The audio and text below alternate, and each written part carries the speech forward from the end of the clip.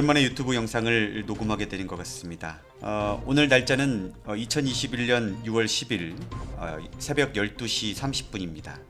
어제죠. 6월 9일 광주 건물 붕괴로 인해서 버스 차량이 매몰되면서 현재 사망자가 9명, 중상이 8명, 그리고 이제 구조 작업이 계속 이어지고 있는데 사상자는 더 많이 나올 것으로 예상됩니다. 너무 안타깝습니다. 해마다 반복되는 이 철거 현장 건물 붕괴 사고, 이번이 처음이 아닙니다.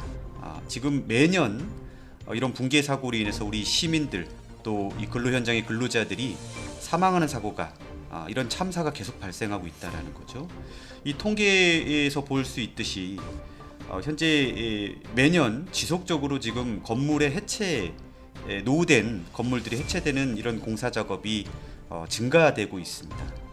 사고의 원인은 여러 가지가 있을 겁니다.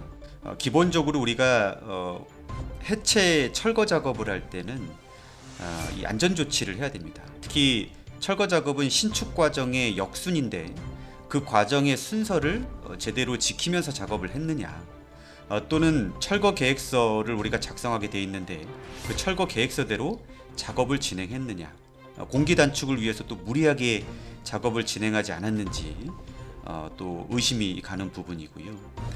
기본적으로 안전기술사나 또는 전문가가 참여한 상태에서 우리가 또 작업 감리 책임자 입회 상태에서 작업이 이루어졌는지에 대한 부분도 충분히 체크해 볼 필요가 있다고 생각합니다. 그리고 우리가 해체 작업 시에는 견딜 수 있는 건물의 하중을 구조적으로 우리가 계산을 해서 보강대나 지주대를 반드시 설치하고 작업을 할 수 있게 돼 있죠. 이행 여부도 좀 판단을 해야 될 것 같고요.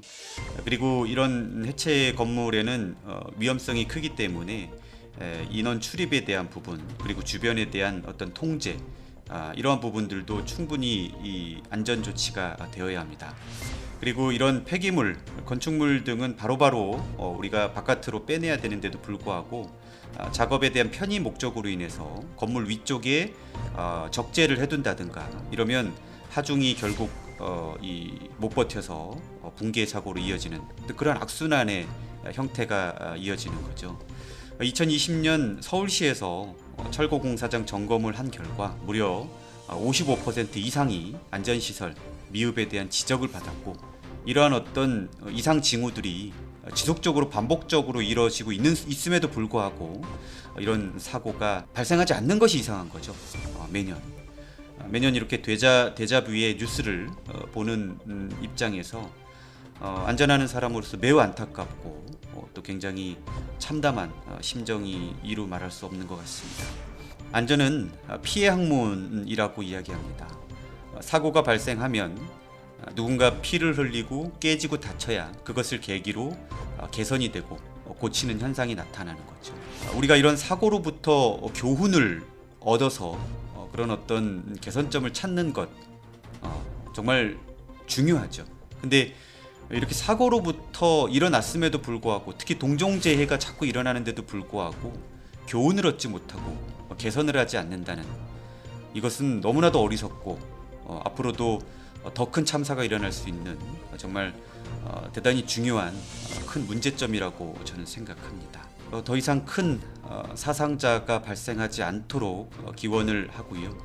제도나 또는 시스템적, 구조적인, 본질적인 안전대책 등이 잘 수립되고 법 개정이 잘 되어서 중대 산업사고나 또 중대 재해 등이 발생하지 않도록 정말 철저하게 이 사후 대책이 보완되어야 할 것으로 사료됩니다. 다시 한번 고인의 명복을 빌고요. 이런 재해가 일어나지 않기를 바랍니다.